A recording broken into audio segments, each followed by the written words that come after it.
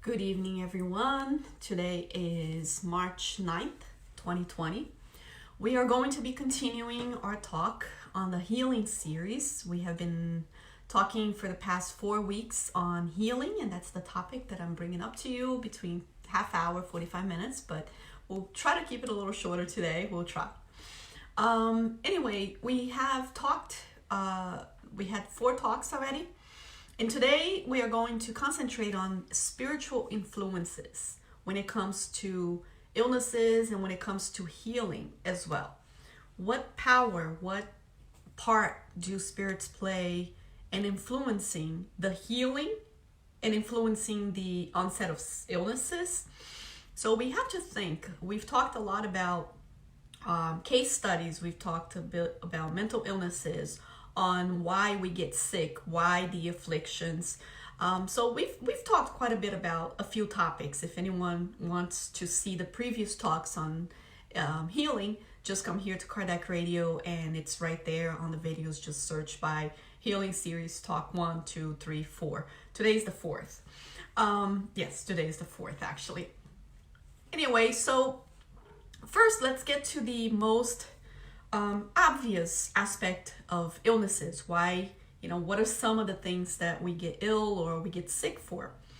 First, there are the physical injuries. Of course, there's a lot of things that just happen here in this incarnation. It's as you're walking down the street and you trip and you fall and you get hurt. They're called, most of the time, accidents. Sometimes it's really physical abuse to our own bodies. We bring a lot of illnesses upon ourselves with excessive work, excessive stress, excessive food intake, excessive alcohol intake, excessive everything really.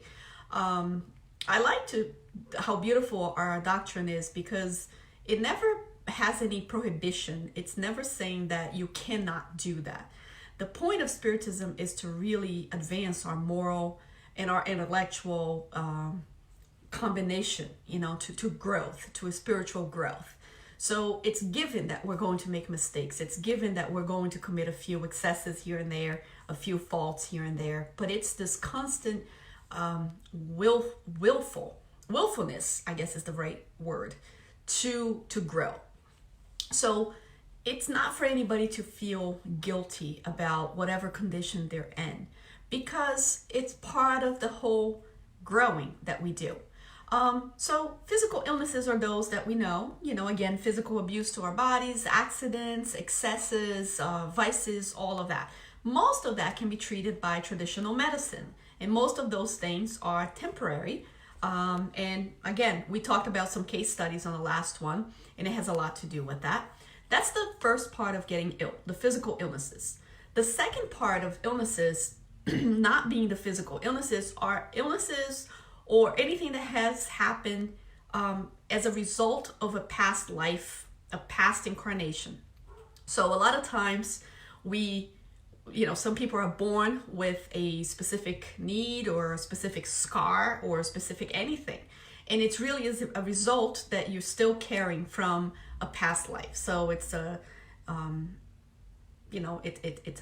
it's a consequence that you still has some type of work that you have to do. I like the case of Tito Singh, and Tito Singh is he was a little boy, lived in India, and this was a documented case. And he was a little boy. He was about, I think, 3 or 4 years old, and he lived in this village. And he was always asking his mom to bring him to a different village, to another place, and that he really wanted to go there because all his family was there and he missed his family. So I believe that was 1983. And he was always asking, and he was born in 1983, sorry. And so he was 4 years old, and he kept asking his mom, and he said that he needed to go to Agra, which is a part in India. And eventually his mom gave in, and eventually he had a chance to go and visit and go to this village that he was always talking so much about it. When he was about 5, 6 years old, he gets off the train, and I'm just making this a very short story, okay? So he gets off the train, and he goes straight into, he was walking up and down the street because they don't know where he wants to go. But then he goes in front of this, I guess, electronics store. And this little boy who's, again, 5 years old, he goes into the store and he looks at the front of the store and he tells his mom, he's like, this is it. This is my store. I have to go in there. I have to see my wife. I have to see my kids. So this little boy goes in and sure enough, he starts noticing that things have been moved out of place. And he says, well, this doesn't belong here. This is not where I put it. And to make a long case, a story short, he does see the woman and it is his wife, and he calls her his wife, and you could imagine how uncomfortable that must have been for the lady. But so they do some research and he starts saying things that only the wife could know. Then again, the children come and they put other boys, other children around to make sure that he would know what he was talking about, these kids, like his children. And he picks, the right children that are this lady's children. So they asked, about this lady, about her ex-husband maybe. And the ex-husband was, he had died and many years back.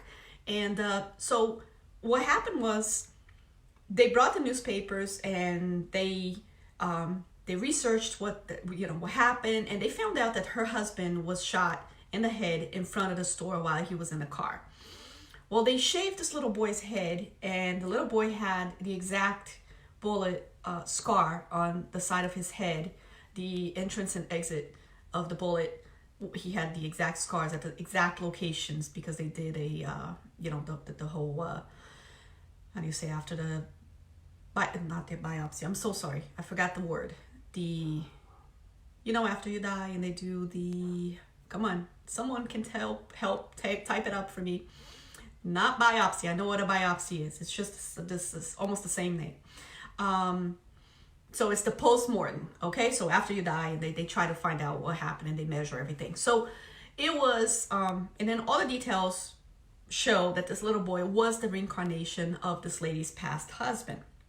There are many, many, many cases that are proven, a lot of very serious researchers, and there's no way for us to already discount reincarnation. We can't discount that some illnesses are resulting from past illnesses in past lives. A lot of the scars we carry, a lot of the, I hate to call defect, because there's no such thing as defect. We are not defective. God doesn't create any defective products. But I would say anything that causes us pain, any kind of disability, autopsy. Thank you. That was the name that I was, Hercules gave me the name. Yep, I knew what it was. I just couldn't get the word out. So we are created perfectly. We are created simple. We are created free to choose. But we do carry scars. We have to admit that part of our illnesses are resulting from past lives and are continuations to expiate problems that we created upon ourselves. That is not for us to feel that, oh my goodness, I'm doomed now. I'm always bringing bad things because I'm always making mistakes. Not really. We're always progressing. So today you're the best version that you've ever had. And if you think about throughout history, today's world is actually the most peaceful, the best world that we've ever known. We can't compare the level of violence that existed 2,000 years ago with the violence that we see today. Now, the world, as we know now, evil still prevails in a way of we are, a world, a planet of tests and expiations and atonements. So we are not yet, good does not prevail over evil yet, but we're in this transition. So that comes with illnesses, that comes with ailments, that comes with all of that, because we are really at that point where we don't really have to suffer as much as we suffered. We can now decide to make better choices and start this healing process of all of this longevity that we've had in all this time. So first type of illnesses are the physical illnesses that we can treat. These are illnesses that mostly, they're physical. We bring it upon ourselves a lot of times, just excesses of all types, accidents, eating too much, drinking too much, all kinds of things. The second type of illnesses, we can see a lot of scars, we can see things of our bodies, we can see things that we're born with, and there's nobody in our family that has the same thing, so heredity may not play a part. And we know heredity has that's a whole different lecture. But so these are illnesses and diseases that were acquired in a different lifetime. Then we have we have to think about the spiritual illnesses, the karmic illnesses. Those are they're provoked by this energetic vibration, the way that we vibrate, and then we kind of attract a lot of that. So each thought, each emotion that we have, sensation, anything or negative sentiments, the perispirit that we have will immediately acquire a more dense, a more dark color. So we have to know that a lot of illnesses that we do is also as a result of this negativity that we emanate. And then we can actually bring up the case of Jerônimo Mendonça. Jerônimo was an amazing human being who was a normal child as he was born, and he started to grow up as a young child, and in his teenage years he starts suffering, he starts coming up with an illness, and eventually he loses the movements of everything from neck down. The only thing he could move is really his eyes.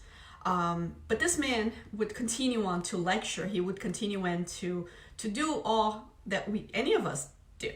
And he was a man that would actually lay down on a bed, and he was brought to different spiritist centers, to different events, to different places, and he would actually lecture as he was. Oh, by the way, he was also blind. He also acquired blindness. So you could imagine someone that was a quadriplegic as well as blind and still continue to work. But in a certain time in his life, he acquired a hemorrhage, a type of stomach hemorrhage. And the doctors really told, it was really something that he would die. He was still young and he was not in good shape, but he wanted to see Chico Xavier. And so they brought him to Chico, and Chico was very careful, telling everyone to really, be very delicate with him and give him kisses very lightly, because, again, his skin, he was not in good shape. But then, Chico gave him all his love, and you could imagine all the kisses that he would get and all the love that he would get. But then Jerônimo asked Chico, he said, Chico,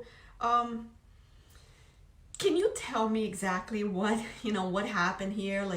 I understand that I don't have much longer to live, and but do you know what's happening with me? And Chico said to him too. He said, Jerônimo, do you know? Do you get it? Do you know why you're the way you are? Why you acquired this illness? And Jerônimo, of course, said, no, Chico, I have no idea why. And Chico said, because you accepted now this is Deborah speaking, the poor thing syndrome. You accepted that whole thing about people looking at you and saying, oh, you poor Jerônimo, oh, look at you, wow, you can't speak, and you can speak, you can't see, you can't move, and people with this pity would look at Jerônimo, and Jerônimo started buying it, and his frequency, his vibration went down, everything went down. The minute that he started to feel pity for himself, his immune system went down. Everything went down. So feeling pity for oneself is probably the worst thing that one can do, because you immediately start connecting with with a different vibratory, surrounds, let's put it that way. And that is an opening to whatever spirits will have the affinity with that. And we know that, if I'm a happy person, most of the time I'll have happy friends. If I like to talk, I'll have friends that understand and like my talk, or they also talk, or we know affinity. If we go to a party as spiritists, we can go to a party and there's people on the corner doing whatever they're doing and heavily drinking or whatever it is. And then there's people on the other corner and they're just gossiping about everybody. There's some people on the other corner and they may be dressed extremely provocative and And then if you're truly a spiritist, you're going in with no judgment, but you just can't really fit in because you don't drink. And then, you're dressed kind of like, you're dressed nice and everything, but not to call extra attention to yourself. Or you also don't fit in with the group that just are gossiping. But so this is really the law of affinity. You're going to, and then you find out that someone that has, participated in a center across town is there. And you're kind of like going straight to that person. You're like, oh, who's here? Like they go to a center. So that's what we mean by the law of affinity.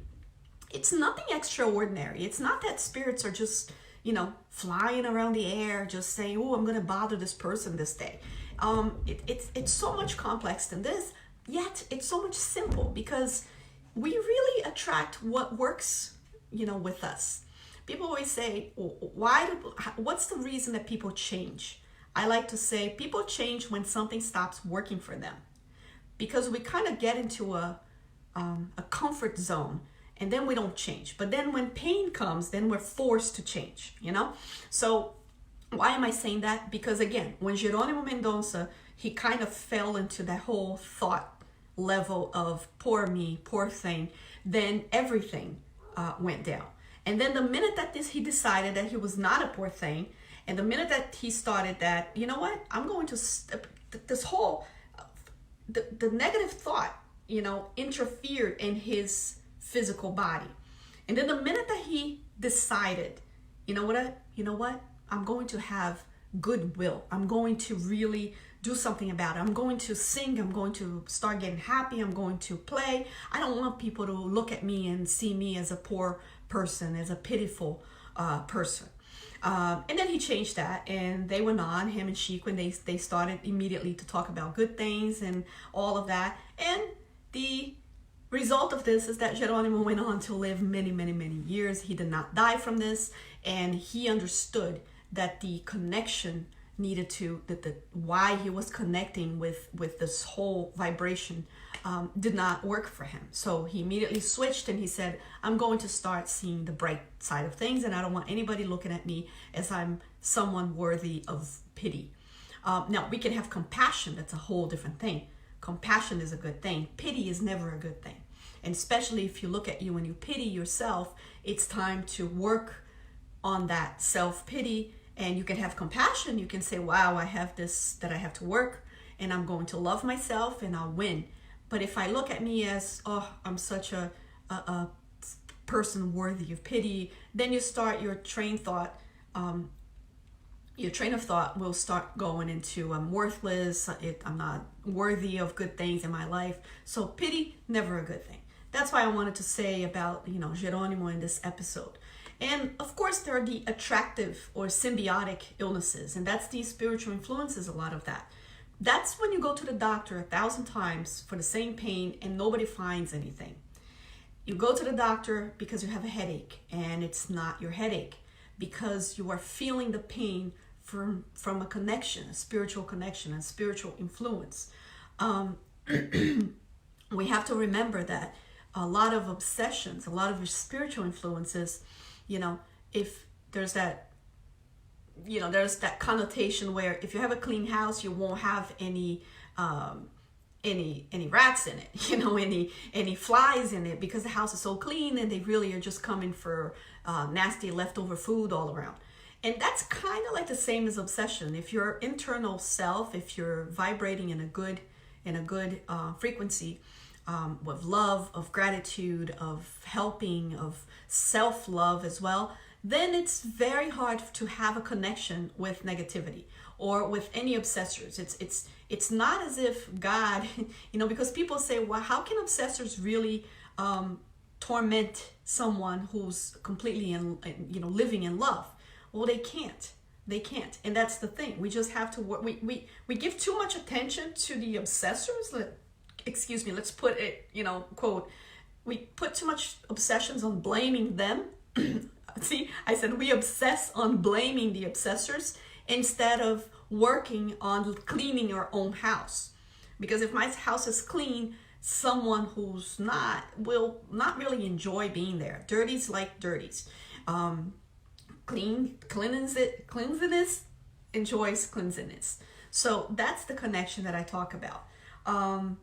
we have to pay attention, because a lot of the mediums, they believe that it's what they're feeling, when in fact they're feeling what a spirit is close by.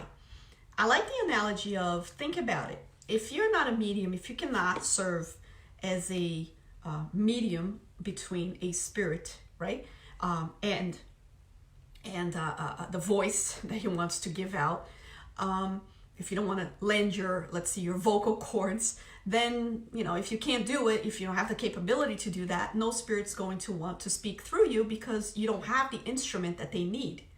So we have to think about it. If you are a medium and you're not studying, you're not understanding your body, you're not understanding why you're always sick, you're always ill, and no doctors can find anything wrong with you.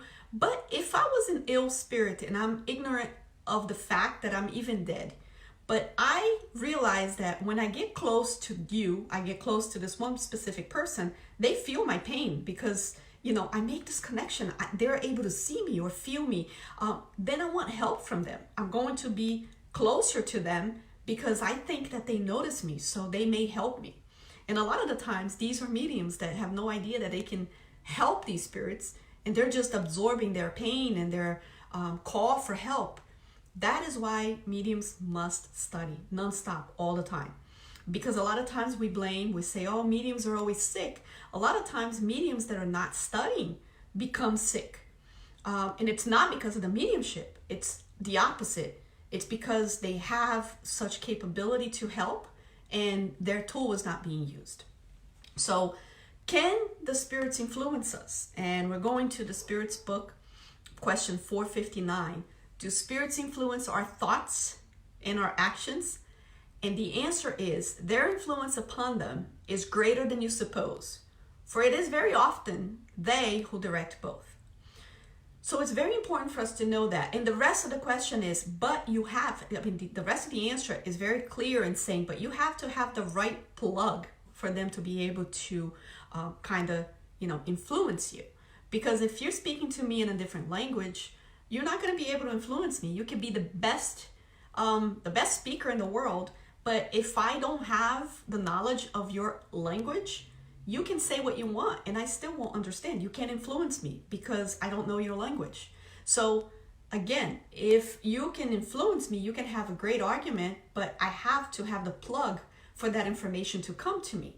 And that's the same thing with spirits. They can absolutely influence, and they influence all the time.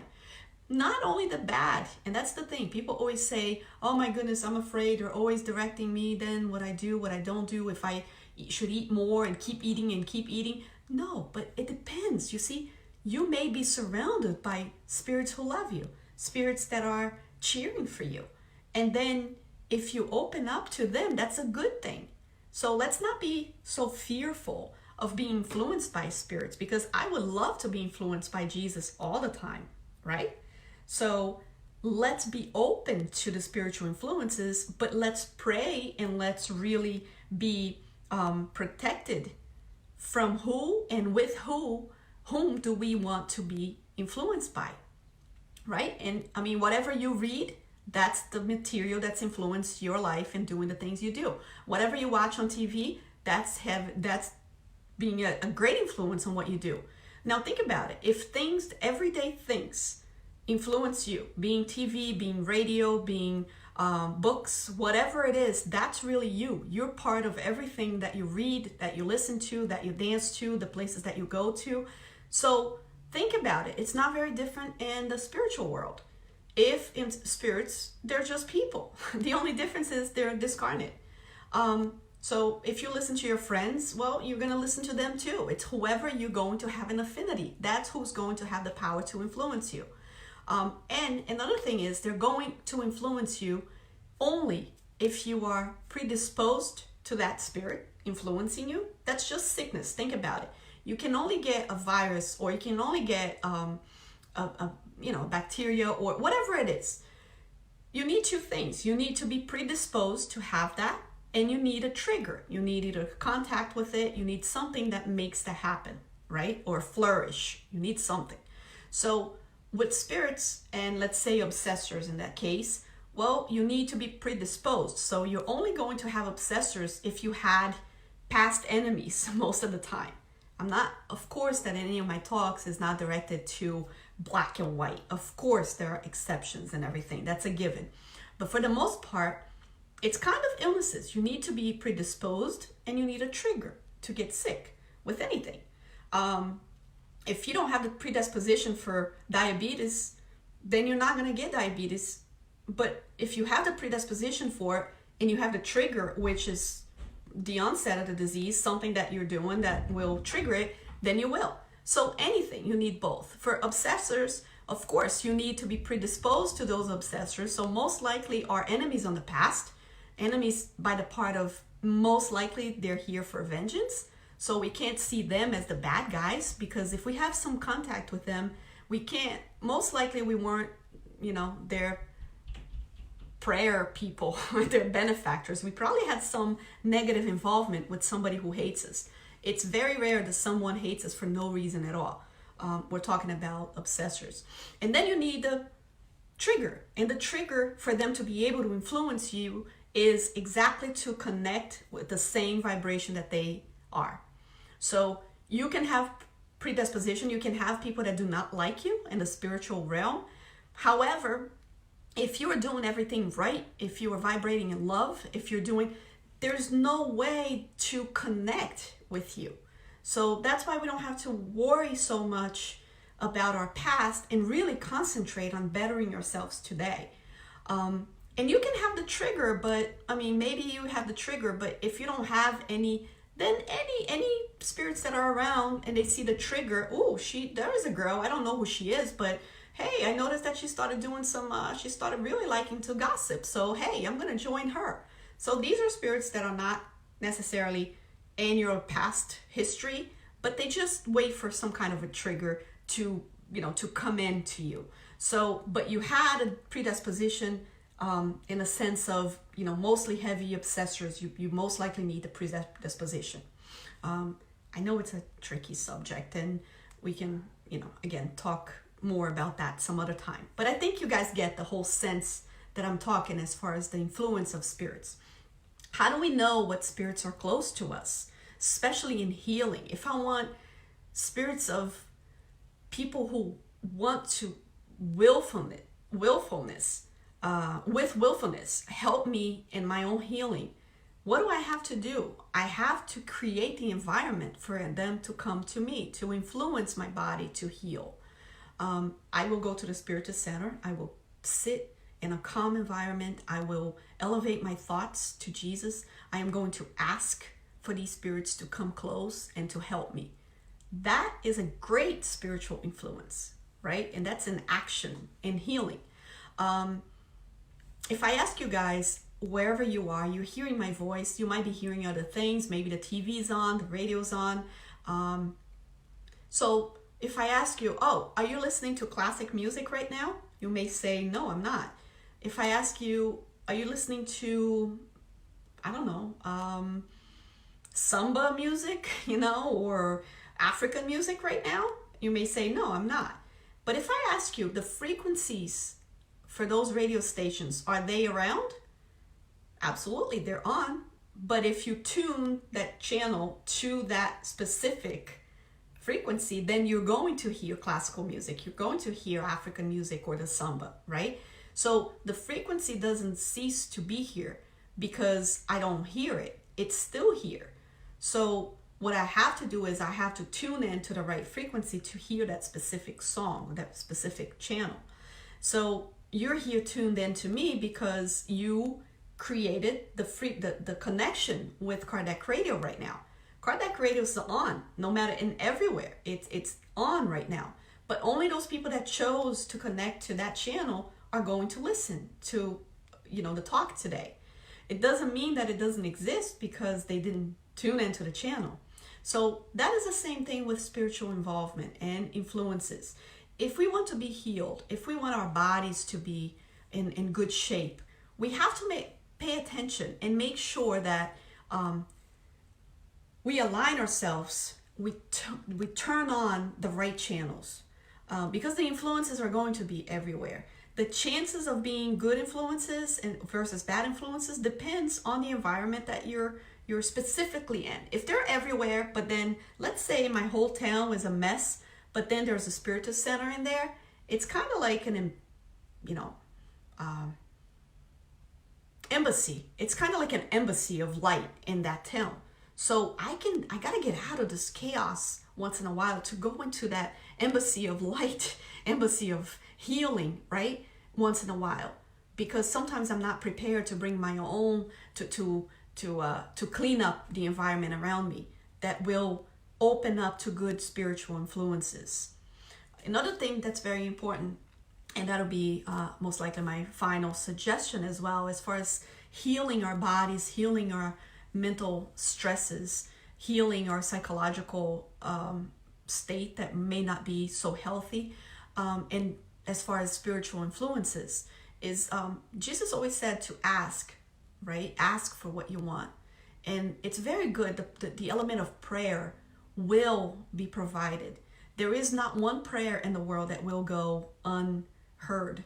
And that is the most effective way to connect and to have that spiritual influence as to even what to do, what doctor to go to, what medium that, you know, the healing mediums. There are many very honorable mediums that work with that.